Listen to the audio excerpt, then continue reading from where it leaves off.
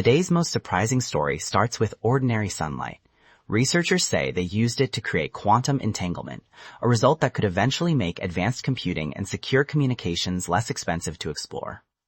Welcome to the Automated Daily Top News Edition, the podcast created by generative AI. I'm Trend Teller, and today is August 14th, 2026. Coming up, a difficult rescue update from Colombia, deadly flooding in Japan, new friction in Gaza, and fresh diplomatic signals around Ukraine, a sharper U.S. push on drones, a major cybercrime takedown, a food safety alert spreading across America, and that unusual science breakthrough powered by the sun. This episode is brought to you by Gamma. Gamma lets you effortlessly use AI to design for presentations, websites, and more. Find the link in the episode notes. We begin with two major disaster updates. In Colombia, the story we've been following grew more urgent as repeated aftershocks continue to slow rescue work. Hundreds are still missing. The death toll has climbed past the mid-200s, and damaged roads and buildings are making it harder to reach some communities. In Japan, eastern regions were hit by exceptional rainfall that triggered flooding, landslides, power cuts, and severe travel disruption. Several deaths have been reported, and authorities issued their highest level of rain warning for the area for the first time. Together, these stories are another reminder that emergency response is being tested not just by single events, but by how quickly conditions can worsen after the first impact. In Ukraine, there were two notable developments. A Russian strike reportedly killed workers at a steel plant, adding to what has become the deadliest recent period for civilians in months. At the same time, European and U.S. leaders have aligned on a set of principles for talks with Russia, while President Zelensky is insisting Ukraine must be directly involved in any negotiation. In a separate move, Kiev is also said to have proposed a ceasefire covering civilian targets in the Black Sea. That matters well beyond the region, because safer ports and shipping lanes would help protect food exports, trade flows, and coastal communities if both sides were willing to follow through. In the Middle East, several new developments pushed hopes for de-escalation further out of reach. Israeli authorities approved thousands of new settler housing units in the occupied West Bank and also moved forward with a broader framework for expanded military operations in Gaza. Reports from Gaza say new strikes killed dozens, including at least one person in a drone attack, despite a ceasefire arrangement. In the West Bank, an army curfew and siege conditions in one town added to tensions on the ground. On top of that, Prime Minister Benjamin Netanyahu publicly rejected a U.S.-backed peace framework, saying Israeli forces will not withdraw until Hamas fully disarms.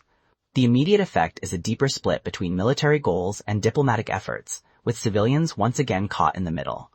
The United States made two drone-related moves that point in the same direction: tighter control at home and broader coordination abroad. President Trump imposed a 100% tariff on certain imported drones and related parts, a step aimed at reducing dependence on foreign suppliers, especially in strategically sensitive technology. The likely trade-off is higher costs in the near term for American buyers and businesses. Separately, the U.S. military has created its first multinational drone task force in the Middle East as it prepares a carrier transition in the region.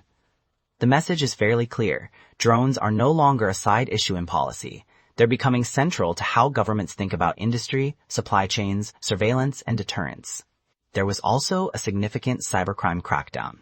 An international law enforcement operation seized a service called First VPN, which investigators say was used by numerous extortion and ransomware groups across dozens of countries to hide their activity. Authorities also arrested the alleged administrator. These takedowns do not end online extortion, but they do make it harder for criminal groups to move anonymously and can give investigators a better trail to follow. Increasingly, police agencies are targeting the services behind cybercrime, not just the hackers who make the headlines. In U.S. public health news, the cyclospora outbreak linked to iceberg lettuce has now spread to 17 states, with thousands of reported cases. Cyclospora is a parasite that can cause prolonged gastrointestinal illness, so this is more than a routine recall story. The scale of the outbreak is putting fresh pressure on food safety systems and on the produce supply chain, especially for leafy greens that move quickly from farms to stores and restaurants. Expect tighter scrutiny from regulators and a lot of questions from consumers about where their food is coming from. And finally, back to that science story.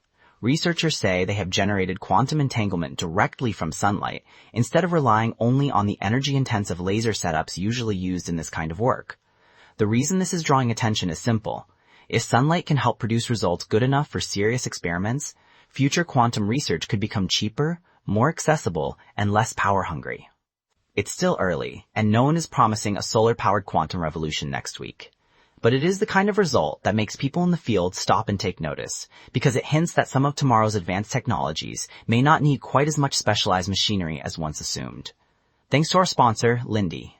Lindy is your ultimate AI assistant that proactively manages your inbox, meetings, and calendar, so you can focus on what actually matters. Find the link in the episode notes. That's the top news for today. If you're following any of these stories closely, the ones to watch next are rescue conditions in Colombia, whether Black Sea ceasefire talks gain traction, and whether diplomacy around Gaza can recover any momentum at all.